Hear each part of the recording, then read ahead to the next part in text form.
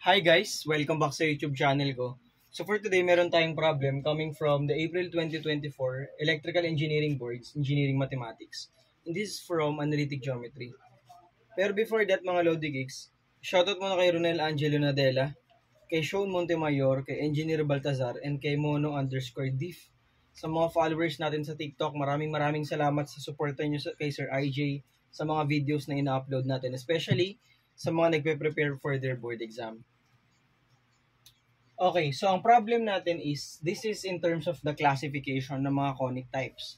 What type of conic section is the equation x squared plus 6x minus y plus 12 is equal to 0? So siguro balikan lang muna natin, paano po ba natin, Sir IJ, madidistinguish kung sa isang equation na walang xy term, magiging circle siya, kailan siya magiging parabola, ellipse, hyperbola. Okay, let us recall that the general equation for a conic section without xy term can be written as ax squared plus cy squared plus dx plus ey plus f is equal to 0. So guys, tandaan po natin na ito po yung pinaka-general equation ng isang conic, walang xy term. Siguro magbigay tayo ng ibang video for the xy term.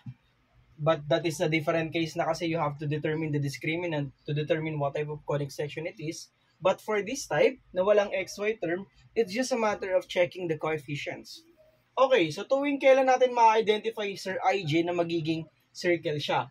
Circle siya, mga idolo, kapag yung A equals C.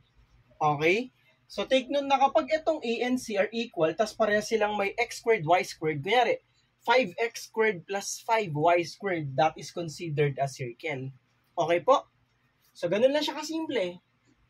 Kapag ellipse naman, okay? So, recap lang tayo guys. Refresh lang po tayo, lalo na dun sa mga kakastart pa lang mag-review. Yung ellipse naman, A is not equal to C. Pero, they must have, okay, that's correct. They must have the same sign. So, kunyari, pareha silang positive, ganun. Kung negative naman yan, magiging negative din to kasi pag nilipat mo naman sa right side, magiging positive pa rin. So, same sign yan, mga idolo.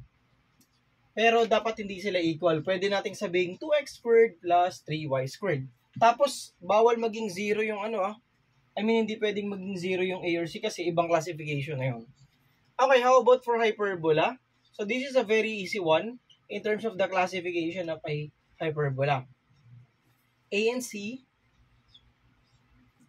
opposite signs, mga lodi. Kung positive yung isa, mga idol, negative yung isa. Kunyari, 5x squared minus 2y squared. Basta may isang negative, may isang positive. Excuse me, mga idol. Last but not the least is for parabola.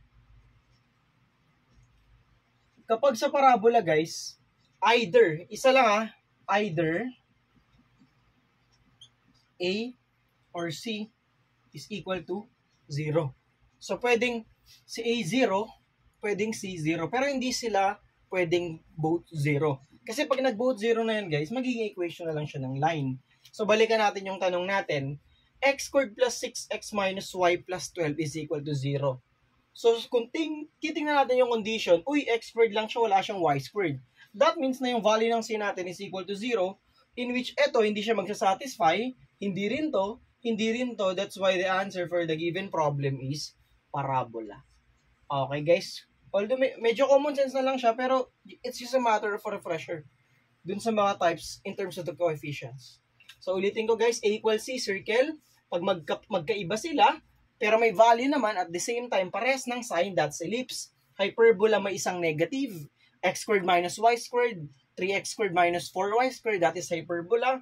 Parabola naman siya kapag isa sa A or C is equal to 0. Pero kapag parehas silang 0, that is a line.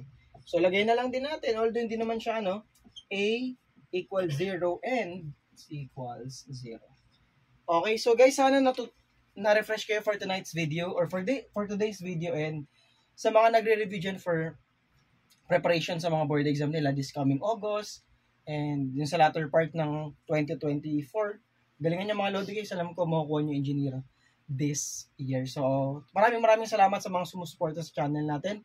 And kita-kits sa mga susunod na tutorial videos, and I hope you all the best. Bye-bye and God bless.